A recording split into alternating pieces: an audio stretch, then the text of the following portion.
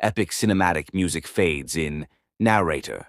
Calm yet mysterious tone.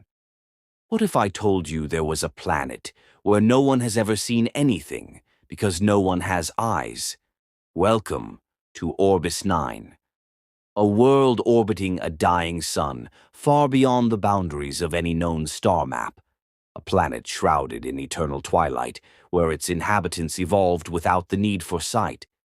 But here's the twist. They see everything. Not with eyes, but with sound. Imagine a civilization where every building, every pathway, even every painting, is designed for echo, not vision. Where voices sculpt architecture and silence is considered sacred. This is the story of Elara, a young scientist born into this blind world.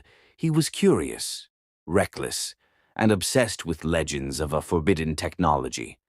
The light machine, an ancient device rumored to have fallen from the stars, said to create something their world could never comprehend. Light. Everyone thought it was a myth.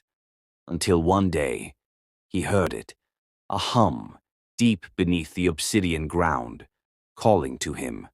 Subtle electronic tone fades in. He followed the sound through underground tunnels, deeper than anyone had ever dared go. And there, in a chamber untouched for millennia, he found it, a metallic orb humming softly. The surface was smooth, cold, and alive. When he touched it, the world changed. Suddenly, color bloomed in his mind, not through his non-existent eyes, but through something new, a sixth sense, something ancient and alien. The orb had awoken something inside him, something that was not of this planet. Midpoint. And then the voices began, not from around him, from within him. Alien whispers, fragmented memories, a warning. We are the architects. We made this world blind for a reason. Elara learned the truth. Orbis 9 was not natural. It was a controlled experiment, a test bed, left behind by a race older than stars. They had blinded evolution to study how life could adapt, thrive, and survive without the gift of sight. But Elara had broken the cycle. He activated the forbidden light. And now, the architects were watching. Soon the ground began to quake, echoes distorted. The sky, once silent, screamed. The light machine was not just a beacon, it was a signal, and something was answering. A vessel appeared in orbit, dark as night, silent as death. It didn't land, it absorbed sound, light, and thought. And slowly, it began rewriting reality. Elara had one choice. Destroy the orb and return his people to their blind harmony, or embrace this evolution and risk total annihilation. He chose neither. He broadcasted everything. He let his entire planet hear the truth, through sound, every frequency, every hum, every memory. He turned the whole planet into a resonant speaker of knowledge. And then he vanished. Some say he was taken by the architects, others believe he became one of them.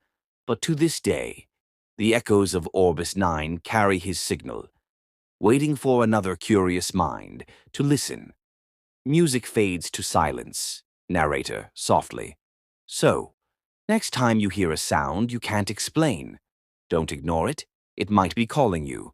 Slow ambient hum, like wind across metal. Narrator. Low, calm voice. 20 years have passed. Orbis 9 has changed. The planet once ruled by silence is now alive with frequencies. Newborns hum before they breathe. Music replaced language. And the sky, it pulses. They call this new era the resonance. But in a quiet village carved from obsidian cliffs, one child was born without a voice. Her name was Lyra. Unlike the others, Lyra couldn't echo, couldn't resonate. But every night, she dreamed of color. Not sound, not vibration, just blinding, impossible light. People whispered she was cursed, a mutation, a danger. But the elders remembered the name Elara and began to wonder. One day, deep in the caves where no echoes reached, she found it, a stone, carved with patterns no one could explain, like burned symbols frozen in black crystal. When she touched it, she didn't hear a sound. She saw his face, Elara, smiling, reaching out, not from memory but from somewhere else, a dimension of color and silence, a place outside time. Lyra had awakened a gateway. Tense background pulse begins. As the portal shimmered in her mind, a new voice echoed in the caves, not Elara's, but older, colder. She is not supposed to exist. The architects had returned, not in ships, but through thought, through distortions in reality. They began erasing sound itself, bit by bit. Villages fell silent, echo towers collapsed, vibrations dissolved mid-air. Orbis 9 was unraveling, and at the center of it was Lyra.